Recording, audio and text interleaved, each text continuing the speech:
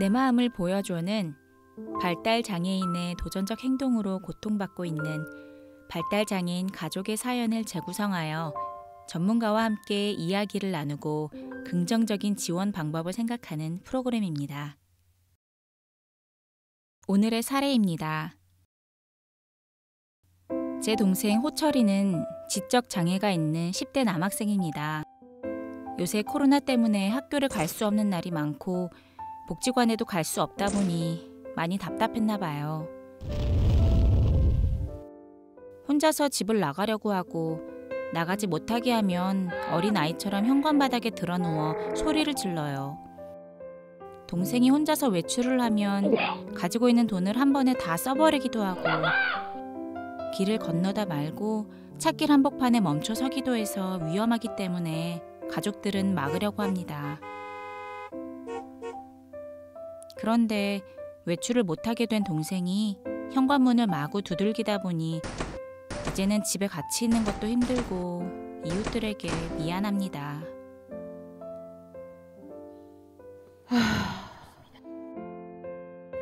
코로나 사태가 끝나지 않으면 집에 있는 시간이 많아질 것 같은데 저희 가족은 어떻게 해야 할까요?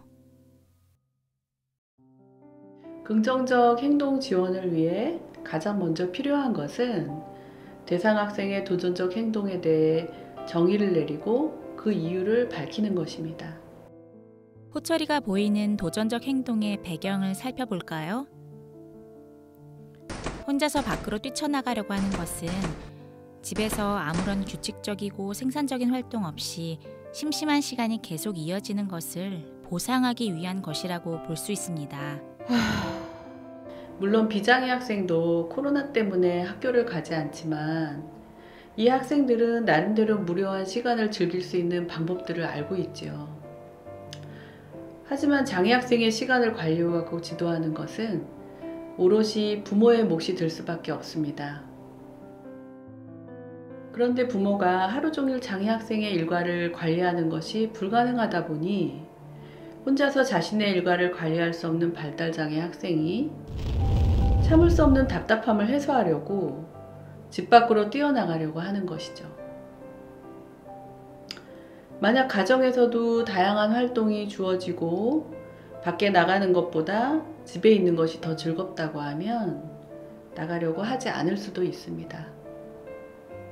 또한 바닥에 누워 소리를 지르는 것은 호철이가 자신이 원하는 것을 말로는 표현하지 못하기 때문에 대신 몸으로 표현하는 방식일 수가 있습니다. 비장애 학생이라면 집에 있는 게 너무 갑갑하고 힘들어요. 왜 문을 잠가요? 문을 열어주세요. 이렇게 말할 수 있지만 발달장애 학생은 자신이 바라는 바를 제대로 표현할 수 없기 때문에 문에 몸을 부딪히거나 소리를 지르는 행동으로 마음을 표현하고 있는 거죠. 그럼 호철이를 위한 긍정적 행동 지원 계획을 세워볼까요? 호철이의 도전적 행동을 줄이기 위해서는 집에서 무료한 시간이 없이 자신이 원하는 활동이 이루어져야 합니다. 집에서도 정해진 일과가 일관성 있게 반복된다는 것을 알고 그 안에 힘든 활동도 있지만 자신이 좋아하는 활동도 포함되어 있고 어려운 활동을 한 이후에 보상이 있다는 것까지 훤히 알 수 있다면 밖으로 뛰쳐나가는 것은 확실히 줄어들게 됩니다.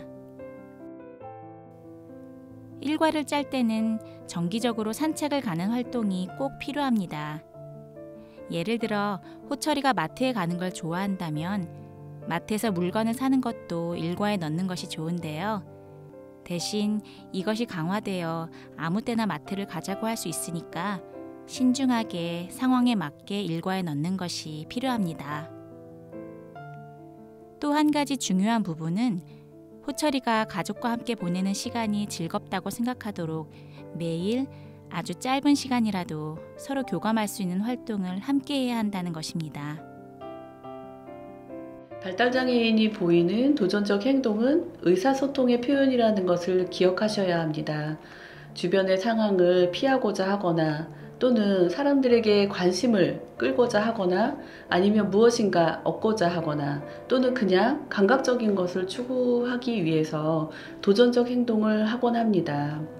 긍정적 행동 지원은 바로 이 도전적 행동이 나타나는 바로 앞의 상황, 즉 사전 사건과 그 뒤에 사후 결과에 중재를 하면서 대체 행동을 함께 가르쳐서 발달장애인이 가정과 지역사회에서 행복하게 살아가는 것을 목표로 하고 있습니다. 마지막으로 긍정적 행동 지원을 위해 구체적인 행동 지원 계획서를 만들어 보겠습니다. 그림에 보면 사전사건 중재, 도전적 행동에 대한 대체 행동 교수, 사후 결과 중재, 이렇게 세 가지가 나오는데요. 사전사건 중재는 도전적 행동이 발생하기 전에 예방 차원에서 해야 하는 조치를 말합니다. 사전사건 중재에서는 시각일정표 배치와 이를 통한 하루 일과를 예고하는 것, 시각일정표 아래 주머니를 제작하여 하나의 과제가 끝나면 그 활동을 마친 이후에 시각일정표에서 그 활동을 띄어서 주머니에 넣도록 준비하며 또한 개인 공간 마련 등이 필요합니다. 시각일정표는 호철이가 힘든 과제를 하면 그 다음에는 꼭 호철이가 좋아하는 강아지 역할을 하는 선호 활동을 배치하도록 합니다. 둘째, 대체행동 교수로는 자신이 하고 싶은 것을 표현할 수 있는 언어 지도가 필요합니다. 이때 할 수 있다면 언어 치료사의 도움이 필요합니다.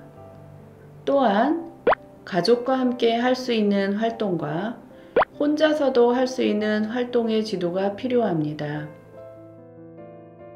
셋째, 사후 결과 중재입니다. 호철이가 원하는 것을 적절히 표현했을 경우 가정 안에서 선호하는 물건을 주거나 활동을 제공해 줍니다. 그러나 울음으로 표현할 경우에는 어떠한 강아지도 제공하지 않도록 합니다. 또한 시각 일정표에 예정되어 있는 가족과 함께 활동하기를 적절하게 했을 때에는 바로 뒤에 예정해 놓았던 산책하기를 합니다. 그렇지만 시각 일정표에 예정되어 있던 가족과 함께 활동하기를 적절하게 하지 않았을 때에는 그 뒤에 일정인 산책하기 일정표를 엄마가 그냥 띄워버림으로써 바람직한 행동을 했을 때만 상이 주어짐을 알게 합니다.